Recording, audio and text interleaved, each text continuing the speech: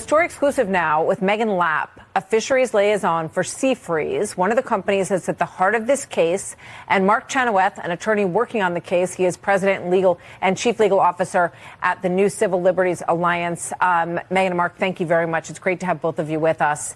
Meghan, let me start with you, if I may. Explain to everybody watching at home right now, just sort of a day in the life. What is happening on these boats? How is the government walking onto the ship and asking questions and charging money for people to abide by these regulations? What does it look like on a daily basis?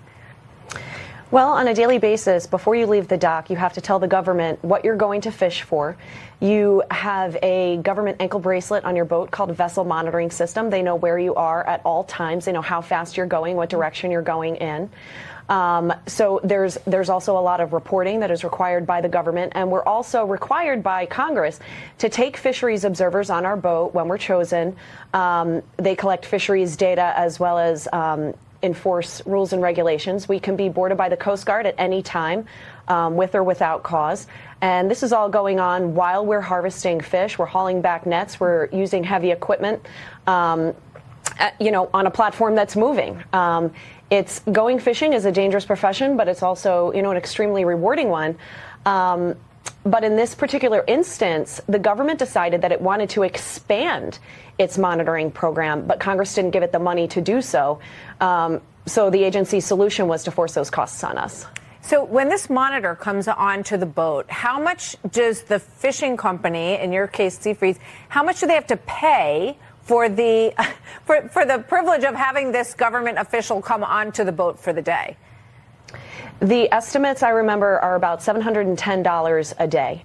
And that can be more per day than our crew actually working on the vessel are going to make. And that's a huge problem. It's incredible. And, Mark, this is just emblematic of what companies all across the country go through in terms of how they have to pay the government, basically, in order to keep functioning as a company because of these layers and layers of regulation. How do you see this? That's right, Martha. I mean, Meghan and Seafreeze, the example that they have is just one example, but we see across these federal agencies where Congress has not given the agency the authority to do something, but the agency takes that authority for itself. Here, Congress never said that these agencies can charge Meghan and her boats, the Relentless and Persistence, for the monitors to be on there. But the agency didn't have enough money to do it unless they charged the boats. And so they decided to read the regulation in a way favorable to the government so that they could go ahead and put more monitors on the boats than Congress approved. Meghan, what's an analogy for people who are not in your industry to understand what this would be like for them in their daily life or in their business? How do you break it down for people? Well, it would really be like if your local town police force wanted to hire more policemen, but didn't have enough tax revenue to do that. So they said, OK, well, we're going to make you pay directly for the salaries of these policemen, and it's going to cost you 20% of your annual income. It's so interesting. And, businesses across the country, if someone gets, injured, there's like 75 layers you have to go through. You have to bring people in to inspect your equipment and you have to pay them. So it really goes across the board for so many businesses.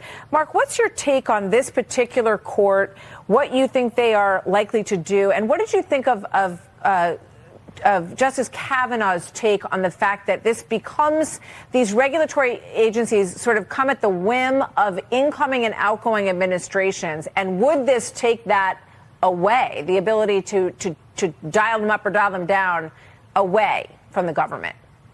Yeah, I mean, I think Justice Kavanaugh is exactly right that these wild swings of how agencies interpret the law from one administration to the next, it's not really consistent with the rule of law. I mean, Congress didn't pass a law whose meaning changes 180 degrees every time a new president comes in. But if the courts have to defer to the administrative agency's interpretation of the rule, you get these dramatic switches back and forth in the meaning of the law. That's very difficult for a fisheries company or any other company to deal with if the meaning of the law is changing 180 degrees every 4 years. Yeah. And so that's why we think judges need to be the ones who are deciding the meaning of the law, not federal agencies. Well, these are private industries, and we hear this president say that he embraces capitalism and the freedoms of capitalism.